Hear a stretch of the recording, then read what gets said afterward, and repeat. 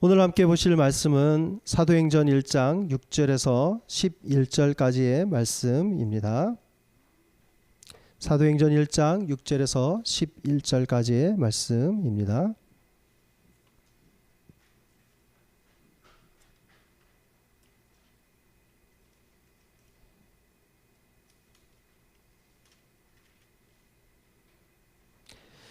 다 찾으셨으면 한 절씩 교독하고 마지막 11절은 같이 합독하도록 하겠습니다. 제가 먼저 읽겠습니다. 그들이 모였을 때에 예수께 여쭈어 이르되 주께서 이스라엘 나라를 회복하심이 이때니까 하니 이르시되 때와 시기는 아버지께서 자기의 고난에 두셨으니 너희가 알 바 아니요. 오직 성령이 너희에게 임하시면 너희가 권능을 받고 예루살렘과 온 유대와 사마리아와 땅끝까지 이르러 내 증인이 되리라 하시니라. 이 말씀을 마치시고 그들이 보는데 올려져 가시니 구름이 그를 가리어 보이지 않게 하더라. 올라가실 때에 제자들이 자세히 하늘을 쳐다보고 있는데 흰옷 입은 두 사람이 그들 곁에 서서 이르되 갈릴리 사람들아 어찌하여 서서 하늘을 쳐다보느냐. 너희 가운데서 하늘로 올려주신 이 예수는 하늘로 가심을 본 그대로 오시리라 하였느니라. 아멘. 오늘 이제 말씀은 예수님이 부활하신 후에 승천하시는 장면을 기록해 놓은 본문입니다. 그래서 오늘 제목을 승천하신 그리스도 덕분에 라고 제목을 지어봤습니다. 우리는 예수님 덕분에 이 시대 가운데 하나님의 자녀로 살아갑니다. 한 사람 한 사람이 믿는 사람으로서 또 하나님이 우리에게 부어주신 복을 드러내며 살아가는 우리입니다. 우리가 보통 예수님의 승천을 생각할 때 하늘로 올라간다라는 의미로 생각을 합니다.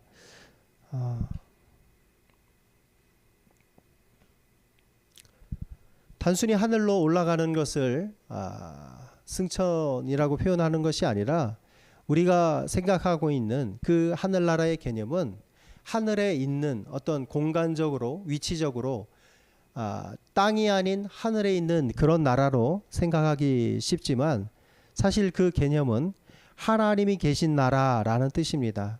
하늘은 이 땅과 다른 곳, 차원이 다른 곳, 또한 세계가 다른 곳을 의미합니다. 우리는 보통 이 땅에 발을 디디고 살아가며 이 땅을 떠나가는 우리의 존재가 머무르게 될 그 하나님 나라를 소망하며 살아갑니다. 특별히 마태복음 가운데는 하늘나라라는 표현이 되어져 있기 때문에 뭐 옛날 사람들이나 지금 사람들이나 우리가 공간적으로 하나님을 떠올리면 제일 먼저 우리는 고개를 들어 하늘을 향하고 하나님을 우러러 기도하기도 합니다. 그러나 지금의 어떤 시대 가운데에서는 우리가 하늘이라는 개념, 하늘나라라는 개념을 공간적인 장소가 아닌 하나님의 존재가 계신 곳, 또한 우리의 변화된 육체와 영혼으로 하나님을 예배하는 곳으로 더 많이 생각해야 될 것입니다. 우리가 보통 지금의 기술로는 비행기를 타고 하늘을 날고 하늘에서 다시 땅으로 내려오기도 하고 우주를 가로질러 가는 시대가 되었습니다. 과연 이 대기권 안에 하늘을 날아다니는 비행기들 그리고 우주를 가로지르며 날아가는 그 우주 비행선 안에 있는 사람들은 그것을 경험하며 이제껏 어떤 인류도 경험해보지 못한 그것들을 보면서 과연 어떤 생각들을 하며 살아가게 될까요? 여러분들은 비행기를 타면서 어떤 기분을 느끼십니까? 어떤 사람들은 하늘을 올라가면서 하늘에 올라가 보니까 아무것도 없더라. 우주 밖으로 날아가 보았는데 우주에는 횡하니 비어있더라라고 표현하는 사람도 있습니다. 그런데 어떤 사람은 똑같은 우주를 다녀오고 똑같은 하늘을 올라갔을 때 자연경관을 보았을 때 하나님이 계셨기 때문에 이 모든 것이 가능하다라고 고백합니다. 믿음이 있는 사람의 고백과 믿음이 없는 사람의 고백은 똑같은 하늘과 우주를 보아도 다른 고백이 나올 수밖에 없습니다. 우리는 신앙 고백 가운데 이렇게 고백을 합니다. 예수님이 죽으시고 부활하신 후에 하늘에 올라가셨다가 하나님 보좌 우편에 앉으셨다라고 고백을 합니다. 그리고 나중에 재림의 주로서 우리에게 심판주로서 오실 것을 고백합니다. 우리는 기독교 신앙 공동체로서 그 신앙 고백 아래 하나가 된 자들입니다. 예수 그리스도를 믿는 믿음 안에 똘똘 뭉쳐져 있는 그런 공동체입니다. 예수님은 이 땅 가운데 하나님의 그 지위를 내려놓으시고 이 땅 가운데 성육신 하셨습니다. 예수님이 그 모든 공생의 사역을 마치고 죽으시고 부활하신 후에 예수님이 하셔야 되는 일은 어찌 보면 승천이 마땅합니다. 왜 그렇습니까? 예수님이 하나님으로부터 오셨기 때문에 하나님께로 돌아가는 것이 맞다는 것입니다. 우리는 보통 사람이 죽으면 소천이라는 말을 쓰지만 예수님은 부활하신 몸으로 그러니까 하나님께로 가셨기 때문에 승천이라는 표현을 사용합니다. 우리 또한 부활의 주 예수 그리스도를 믿는 믿음 가운데 우리도 그렇게 되기를 소망합니다. 하나님 나라로 들어가는, 우리가 살아서 주를 본다면, 재림의 주를 본다면 그 재림의 주와 함께 하나님 나라에 들어가게 될 것입니다.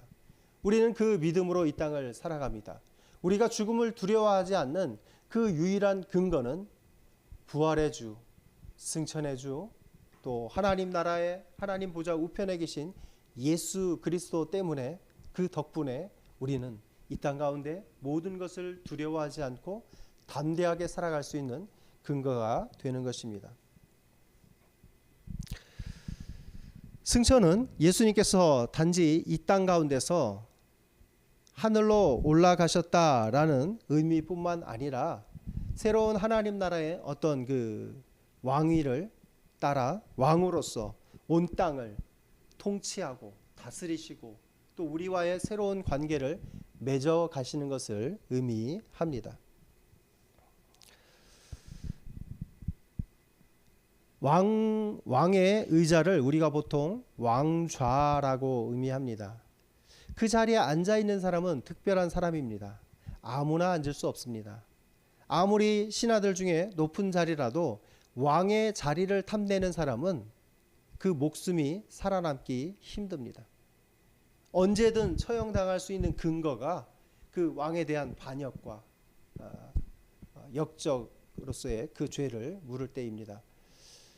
왕의 자리는 함부로 넘볼 수 없는 자리이지만 예수님께서 하나님의 보좌 우편에 앉으셨다라는 것은 예수님이 하나님이심을 의미하기도 하고 예수님이 하나님의 뜻을 따라 이 땅 가운데 모든 것을 통치하는 그러한 실권자임을 의미하기도 합니다. 왕의 의자에 앉는 것은 어떤 왕이 되는 절차적인 의식적인 부분이기도 하겠지만 그의 모든 지위와 자격과 또한 절차들을 통해 그가 유일한 왕이심을 보여주는 것입니다. 물론 그 왕의 자리에 의자에 앉지 않아도 왕이 될 수는 있겠지만 그 왕의 자리에 앉는 것은 더 상징적인 의미를 많이 보여줍니다. 가령 쿠데타를 일으킨 어떤 사람이 있다라고 가정했을 때 이 사람이 자신의 정통성을 고민하다가 어떤 방법을 취하게 됩니까? 내가 적법한 절차를 거치지 않고 왕의 후손도 아니고 왕의 자녀도 아니었는데 왕이 된 것으로 인해 사람들이 불편해할까봐 본인의 어떤 정당성을 확보하기 위해 왕의 자리에 가서 대관식을 거행합니다. 자신이 새로운 왕으로 통치하게 되었음을 만천하 앞에서 공포하는 것입니다. 왕의 자리가 갖는 상징성이 있습니다. 왕의 자격을 갖춘 사람은 이 왕자의 자리에 앉지 않아도 되지만 이 왕자의 자리, 하나님의 보좌 우편에 앉아 있는 그 자리가 상징하는 것은 예수 그리스도가 하나님과 동등한 그 위치에서 삼위 하나님의 한 분으로서 이 땅 가운데 공생의 사역을 통해 교회를 세우시고 그 교회의 머리로서 존재하심을 보여주는 상징적인 것들이 그 안에 담겨 있습니다. 우리는 보통 한 사람의 지위가 높다 낮다를 가리켜 할 때 그 사람이 앉은 특별한 좌석 또는 그 사람의 자리가 높으냐 낮으냐를 따지게 됩니다. 높은 자리에 앉으면 그 사람의 신분이 어떤 신분입니까? 조금 높은 신분입니다. 동일한 자리에 앉아 있으면 그 사람의 처한 상황들은 비슷하다고 보면 됩니다. 그래서 공간적으로 조금 높은 자리를 선호하는 그런 경향들이 있습니다. 그것 자체가 어떤 권위를 보여주기도 합니다. 나와 너와의 관계가 동등한 관계가 아니라 내가 너보다 높은 권위를 가지고 있고 내가 너에게 있어서는 상하 수직 관계를 가지고 있다라는 것을 보여주는 어떤 그런 암시가 깔려 있기도 합니다. 한국교회 설교단은 제가 있는 설교단은 조금 약간 높아진 상태입니다. 그런데 대부분의 이제 청중이 많이 모이는 교회에 가보면 그 설교단이나 강단이 굉장히 높게 설계되어 있습니다. 이것은 사람들에게 보여지는, 그러니까 설교자를 볼 수 있게 하기 위한 그런 시각적인 것도 있고 목소리가 잘 전파되기 위해서는 또 그런 부분도 필요합니다. 중세 시대에는 그 설교자가 육성으로 설교를 해야 되는 경우가 많았기 때문에 특별히 그 단이 높은 곳에 위치해 있었습니다. 그래서 계단을 따라 올라가서 위에서 설교단 위에서 아래를 내려다보며 설교를 합니다. 그런 설교자들은 이제 위에서 아래를 내려다보기 때문에 조금 자신이 좀 더 권위적이 될 수 있는 부분이 있습니다. 한국 교회 안에도 좀 그런 것들이 존재하기도 했습니다. 그래서 설교단 쪽에 보면 지금 한국 교회 대부분이 없앤 거로 알고 있습니다만 의자들을 굉장히 이렇게 왕자같이 큰 의자를 딱 뒤에 갖다 놓고 설교자, 기도자, 또 축도하는 사람 이렇게 다 한 자리씩을 차지하고 있습니다. 굉장히 권위적인 상징이지만 요즘은 많이 그것을 없앤 상태입니다. 우리가 예배 가운데 누구의 권위가 중요합니까? 설교자의 권위가 중요합니까? 아니면 연장자의 권위가 중요합니까? 예배 가운데는 하나님의 권위만 높아지면 됩니다. 영광을 받으실 분은 하나님밖에 없습니다. 우리 다른 누군가가 영광을 받으려고 하는 순간 그 예배는 변질되고 오염되고 우리의 생각이 지배하게 됩니다. 우리가 하나님 앞에 나아가는 그 영광을 가로채려 한다면 우리는 하나님의 예배를 막는 악한 존재로 그 자리에 서 있게 되는 것입니다. 우리가 높여야만 하는 유일한 대상은 하나님밖에 없습니다. 그 예수님께서 이제 온 우주를 다스리는 통치자로서 하나님의 보좌 우편에 앉아 계신 것을 성경은 여러 곳에서 예수님도 말씀하시고 또한 많은 증인들은 그것을 노래하고 있습니다. 예수님은 유일하게 신이시며 완전한 신이시며 완전한 사람으로서 이 땅 가운데 사명을 감당하시고 자신의 원래 자리로 돌아가신 것입니다. 예수님은 부활과 승천 이후로 변화된 것을 경험하며 사셨습니다. 육신이 되셔 온전한 인간이 되셔서는 각종 배고픔과 슬픔과 또 피곤함을 경험하셨지만 부활하신 후에 예수님은 여전히 손으로 만질 수 있고 음식을 드셨던 예수님이지만 뭔가 달라졌다라는 것을 제자들도 느끼고 예수님도 그것을 보여주셨습니다. 기도하는 자리에 모든 문이 막혀 있었음에도 예수님은 갑자기 나타나셨고 또 엠마오 도상의 제자들과 함께 가다가 갑자기 호련히 사라지기도 하셨습니다. 예수님께서는 새로운 변화된 상태로 이미 자신이 변화되었음을 보여주시고 있는 것입니다. 부활 이후에 예수님은 여전히 인간의 몸을 입고 있지만 변화된 모습을 근본적으로 변화된 것을 드러내 주셨습니다. 예수님은 죽은 자들의 첫 열매라고 계속적으로 말씀드리고 있습니다. 그러면 예수님을 믿는 사람들은 예수님처럼 변화되어질 것입니다. 부활할 것입니다. 그리고 우리의 몸은 영혼과 함께 죄와 악에 물들어 망가진 그 영혼의 상태, 몸의 상태가 아니라 우리의 모든 상태는 깨끗한 온전한 아름다움으로 하나님 앞에 서게 될 것입니다.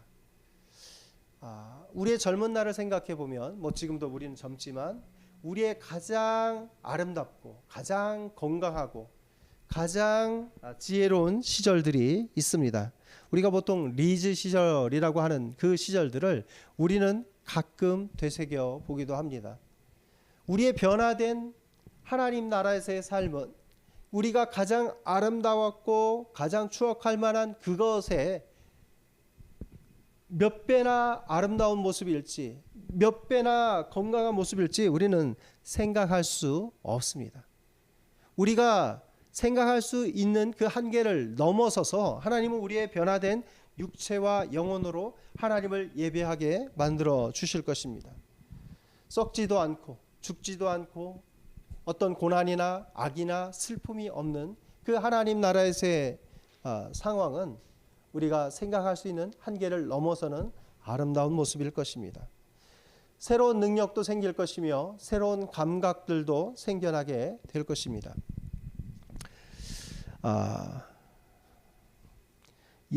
예수님은 승천하신 후에 모든 시간과 공간 안에 갇혀 계신 것이 아니라 그 아버지의 임재 속으로 들어가셨습니다. 오늘날 CCTV라는 것이 있습니다. 우리 교회 안에도 CCTV가 있는데 이 CCTV는 모든 시간을 기록합니다. 그것이 설치된 장소에서는 누군가가 그곳을 다녀가든 다녀가지 않든 모든 것은 기록으로 남겨지게 됩니다. 이 CCTV는 우리의 일거수일투족을 하나하나 감시합니다. 우리의 손 하나 드는 것, 발 하나 움직이는 것까지 다 기록하고 그것을 다른 사람에게도 보여줄 수 있기도 합니다. 그러나 이 CCTV라는 것은 그것이 설치된 장소에서만 기록이 가능합니다. 그리고 모든 시간이 가능한 것이 아니라 그것이 설치된 이후부터의 모든 시간들에 관여합니다. 그것이 설치되기 이전의 시간을 볼 수도 없고 또한 그것이 망가진 그 이후의 시간도 볼 수가 없습니다. 예수님이 시간과 공간의 어떤 제약을 넘어선 상태로 들어가셨다라는 것은 이 땅 가운데는 잠시 육체적 그 한계를 경험하셨지만 예수님은 원래 그 영원하신 예수님으로서 창조 때 성부 하나님과 함께 계셨던 그 상태로 영원 가운데 계신 예수님으로 가신 것입니다. 모든 공간 안에 편만하신 하나님이십니다. 없는 곳이 없으신 그 하나님이십니다. 그리고 모든 시간, 우리의 과거, 현재, 미래를 동시에 보시며 또한 우리의 모든 어느 곳에서 드리는 모든 사람들의 기도를 다 들으실 수 있는 하나님으로 계신 것입니다. 예수님이 이 땅에 계시지 않음으로 인해서 우리와의 모든 관계가 끝난 것이 아니라 새로운 관계 속으로 들어가게 된 것입니다. 이전에 예수님은 시간과 공간 안에서 특별한 곳에서 특별한 시간에만 일할 수 있으셨습니다. 갈릴리라는 한정된 지역에서 계실 때는 예루살렘에 계실 수 없었습니다. 낮 시간에 활동하는 시간에는 계셨지만 밤에는 피곤함을 못 이겨 주무시기도 하셨습니다. 그 시간과 공간의 제약을 받으셨던 그 예수님이 시간과 공간의 제약을 넘어 하나님 나라의 그 보좌 우편에 앉으셨다는 것은 우리와의 관계 속에서 이제 우리의 모든 상황을 다 아시고 우리의 상황을 들으실 수 있고 우리의 상황을 보고 도우실 수 있는 분으로 그곳에 계신다는 것입니다. 예수님은 성령님을 보내서 우리의 모든 것들을 가능하게 해 주십니다. 우리에게 지혜를 주시고 성령을 주시고 깨닫게 하시고 돌아보게 하시고 죄를 고백하게 하시는 것입니다. 그러니까 지금도 예수님은 하나님 보좌 우편에 앉아 계심에도 여전히 자신의 중보 사역, 중재 사역을 적극적으로 감당하고 계신 것입니다. 하늘에 올라가심으로 예수님은 우리와 관계를 끊어버리지 않은 멀어진 소원한 상태가 아니라 여전히 성령님을 통해 친밀한 관계를 우리와 유지하고 계시며 우리를 여전히 성령님을 통해 가르치고 계시며 우리를 여전히 하나님 앞에서 변호하고 계신 것입니다. 예수님이 대언자라고 말씀드렸습니다. 성령님도 대언자이십니다. 하나님 보좌 우편에서 우리를 위해서 적극적으로 우리의 모든 삶을 변호해 주실 수 있는 그분이 예수님이십니다. 우리로부터 멀어지시지도 않고 남처럼 되신 것도 아닙니다. 하나님 보좌 우편은 예수님이 승천하여 가신 곳으로 성경은 기록해 주고 있습니다.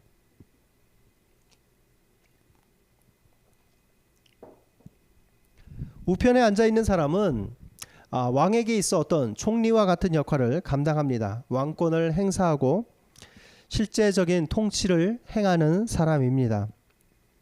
그래서 어떤 권력자가 있을 때 그 권력자의 가장 최측근으로 함께하며 그 모든 생각을 알고 또한 그것을 실행하는 사람을 가리켜 우리가 보통 오른팔과 같은 존재라고 합니다. 그 오른편, 하나님의 보좌 우편이 위치하는 그 위치는 능력을 상징합니다. 하나님의 권능의 오른팔로 모든 것을 다스리는 것처럼 예수님께서 그 자리에서 세상을 통치하시며 다스리시며 다시 재림의 주로 심판하러 오실 것입니다. 예수님은 이 땅에 오시기 전에 왕이셨으며 또한 다시 왕의 자리로 돌아가셨습니다. 그 왕이셨던 우리를 다스릴 권한이 있으셨던 그분이 부활 승천하시고 또한 천국 가운데서 행하시는 일은 하나님 나라에서 교회의 머리가 되셨음을 성경은 많은 말씀으로 우리에게 알려주십니다. 교회를 세우셨고 그 교회의 머리 되신 예수 그리스도께서 신랑으로서 신부 되신 교회를 여전히 사랑하시며 돌보시며 교회 가운데 그 머리의 역할을 주권자, 통치자의 역할을 감당하고 계신 것입니다. 우리가 보통 사람들과 헤어지면 아쉽습니다. 죽음이 우리를 갈라놓으면 함께 할 수 없음으로 인해 그 사람을 가슴에 묻고 잊지 못하게 됩니다. 슬픔은 있지만 그 사람에 대한 기억은 오래오래 간직되어집니다. 떨어져 있어도 우리의 가슴 속에는 기억되는 부분들이 있습니다. 우리는 예수 그리스도를 직접적으로 본 사람들은 여기에 아무도 없습니다. 이 설교를 듣는 사람들 가운데에도 예수 그리스도를 직접적으로 본 사람은 아무도 없습니다. 우리는 성경을 통해 성령을 통해 예수 그리스도를 알아갈 뿐입니다. 그렇지만 우리는 그 예수 그리스도를 보지 못했음에도 예수 그리스도를 믿고 나아가며 하나님의 자녀가 될 수 있는 것은 성령님께서 교회의 머리 되신 예수 그리스도의 뜻에 따라 우리와 함께 해주시기 때문입니다. 모든 신자는 그리스도와 연합한 자들입니다. 함께 묶여 있습니다. 그렇기 때문에 우리가 예수 그리스도와 하나 된 자로서 그리스도께서 하나님 보좌 우편에 앉아 계신 것 같이 우리도 하나님 보좌 우편을 함께 공유하고 있다라고 생각해야 합니다. 우리는 이미 하늘에 앉아 있는 하나님 나라에 앉아 있는 자들입니다. 성경은 이렇게 말씀합니다. 그리스도의 사랑에서 끊을 것이 이 땅 가운데는 아무것도 없다라고 말씀합니다. 그리스도와 붙어 있는 우리를 끊어버릴 그 누구도 없습니다. 그리스도께서 우리를 끊어내지 않는 한 우리는 그 사랑에 붙어 있게 됩니다. 누군가가 다른 사람이 와서 그 사이를 갈라놓으려 할지라도 갈라질 수가 없습니다. 왜냐하면 로마서 8장 34절은 하나님 우편에 앉아 계신 자 그 예수 그리스도께서 우리를 위하여 간구하시는 자로 있다라고 기록해주고 있습니다. 하나님 보좌에 앉아 계신 예수 그리스도, 그분이 우리를 위해서 간구하시고 대언하시고 중보하시는데 누가 그 관계를 끊을 수 있단 말입니까?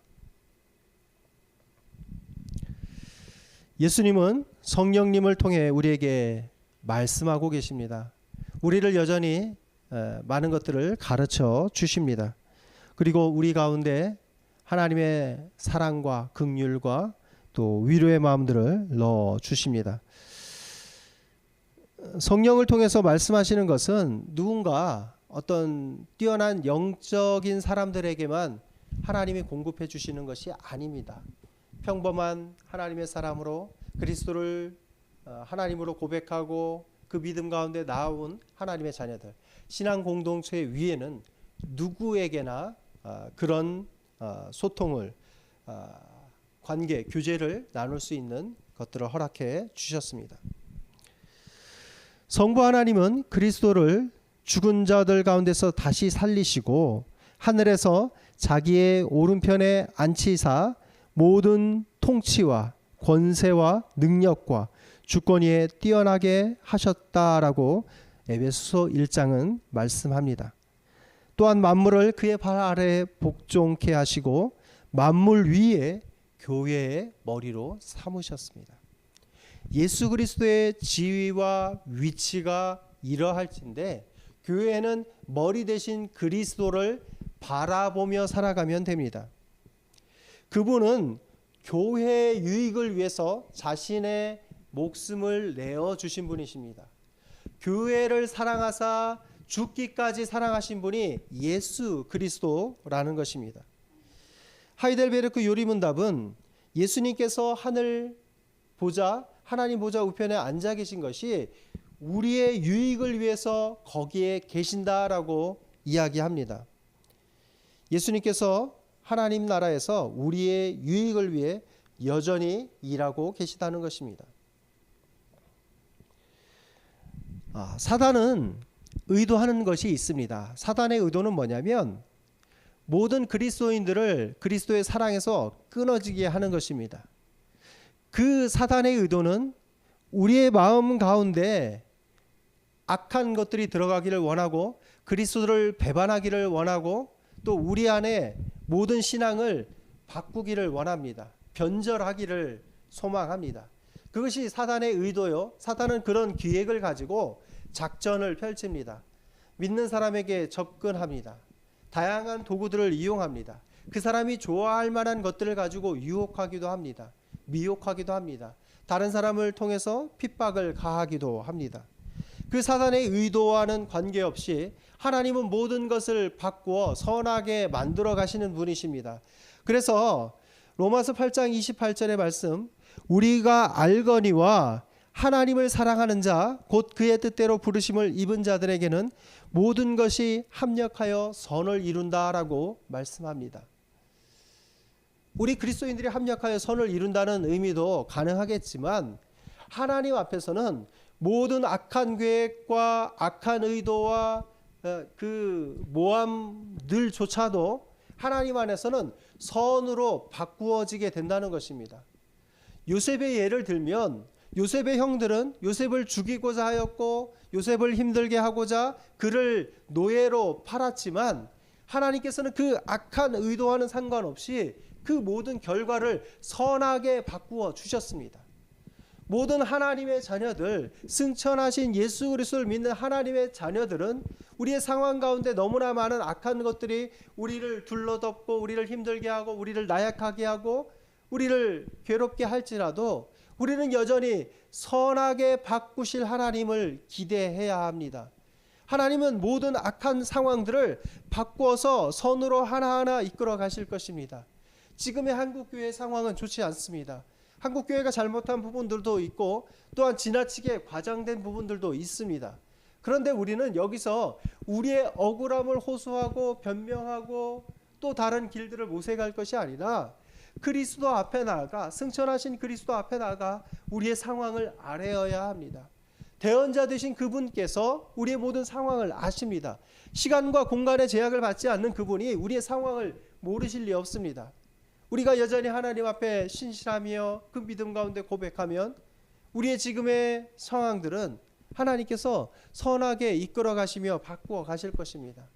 한국교회가 여전히 하나님을 믿고 나아가며 그 믿음 안에서 살아간다면 하나님께서 그렇게 하실 것이라는 것입니다.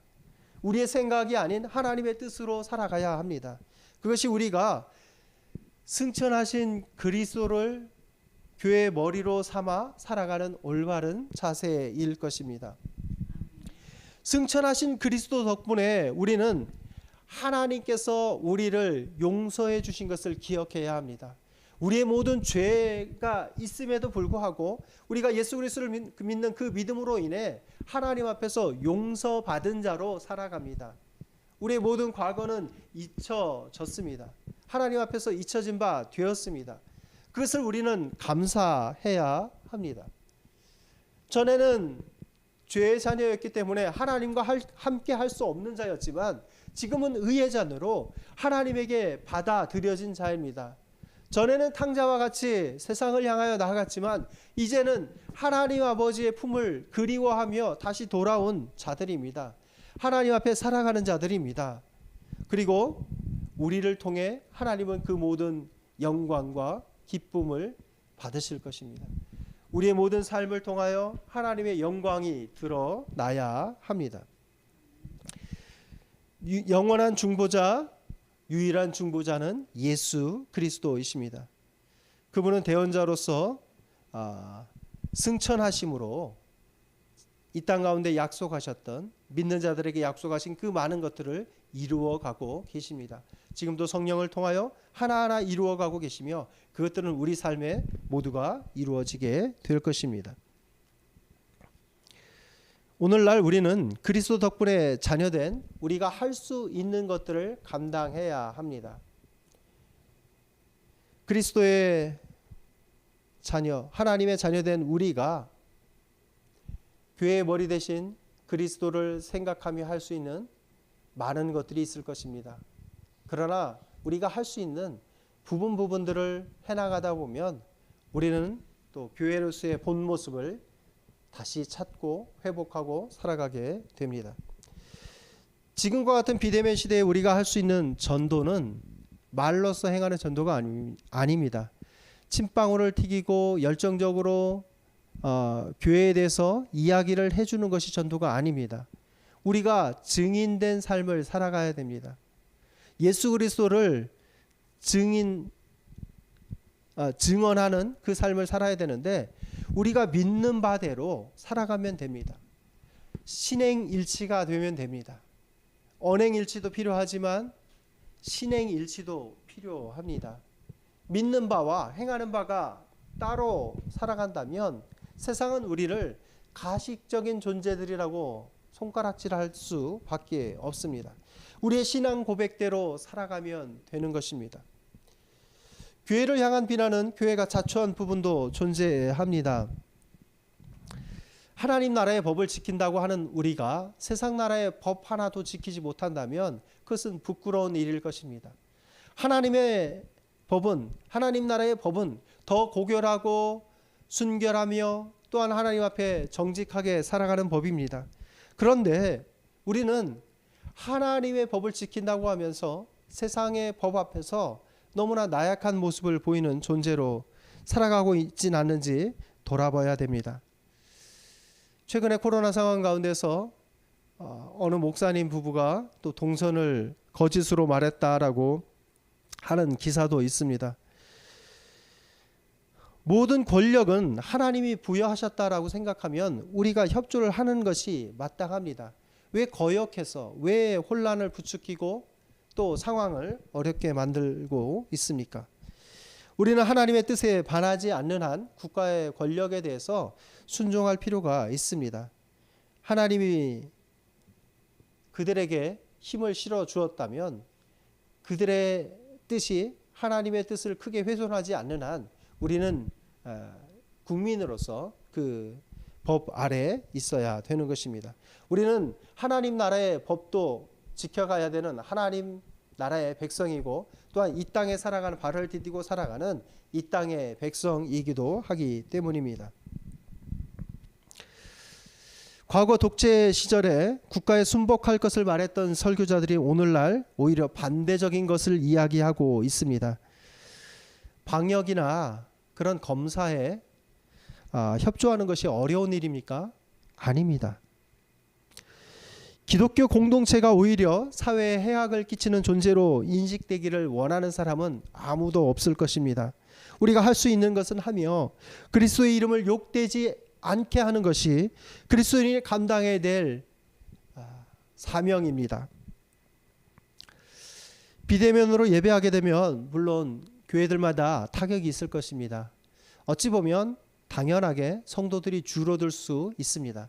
예배에 한두 번 안 나가게 되면 그 다음에는 나가는 게 귀찮아지기도 하고 신앙이 없는 사람은 더 이상 성장하지 못하게 될 수도 있습니다. 코로나 상황에서 일이 없으면 수입도 줄어들고 또 교회에 나오는 출석하는 성도들의 헌금도 줄어들 수 있습니다.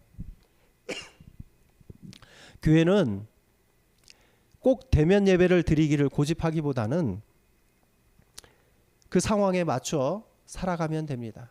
교회의 존재의 목적은 예배요, 또 우리 삶 가운데 빛과 소금으로 살아가는 것입니다. 욕심내지 않으면 됩니다. 우리가 교회가 감당해야 될 사명들을 조금씩 뒤로 미루고 또한 규모에 맞게 살아가면 됩니다. 선교나 전도나 봉사도 우리가 할 수 있는 그 방법들을 조금씩 바꾸면서 해야 되는 부분들도 있습니다. 교회가 사회에 신망을 언제부터 잃어버렸는지 돌아보는 계기도 되어야 될 것입니다. 교회 내에 이단적 사상들을 가려낼 수 있는, 옥석을 분별할 수 있는 좋은 기회이기도 합니다. 올바른 목회자와 그렇지 않은 목회자가 드러나지는 시대이기도 합니다. 어려운 상황 가운데 목회자들의 내면이 많이 드러나고 있기 때문입니다. 우리는 그리스도인으로서 승천하신 그리스도를 바라보며 우리의 억울한 일들은 시공을 초월해 계신 예수 그리스도 앞에 내어놓고 그분 앞에 사정을 아뢰고 살아가시기를 축복합니다. 예수 그리스도께서 하나님 보좌 우편에서 우리를 위해서 변호해 주고 계십니다. 대신 말씀해 주고 계십니다.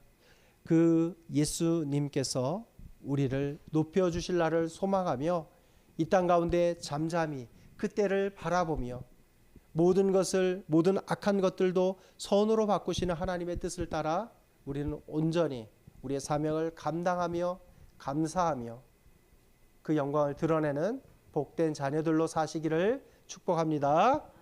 기도하겠습니다. 사랑의 하나님, 감사합니다. 교회가 사명을 잃지 않게 하시며 교회의 머리 대신 예수 그리스도의 뜻을 따라 세상을 사랑하며 그 가운데 빛과 소금으로 살아가게 하여 주시옵소서. 어둠의 일을 버리게 하여 주옵시고 욕심을 따라 살지 않게 하여 주시옵시고 우리가 가진 것들을 내어주며 또 어려운 이들과 함께하며 또 모든 고통 가운데 우리가 감당해야 될 사명들을 잘 감당케 하여 주옵소서. 그리스도인들이 사랑하지 않는다라는 이야기는 우리 교회의 엄청난 치명타인 것을 압니다. 교회가 사랑하지 않는다면 그것은 존재 이유와 목적을 잃어버린 어리석은 자의 모습일 것입니다. 우리가 그리스도를 교회 머리로 생각하며 우리의 삶을 그분의 뜻에 순종하며 살아갈 수 있는 복된 하나님의 자녀들 되게 하여 주시옵소서. 우리의 모든 걸음과 계획을 하나님께 의지하며 감사드리고 예수 그리스도의 이름으로 기도합니다. 아멘.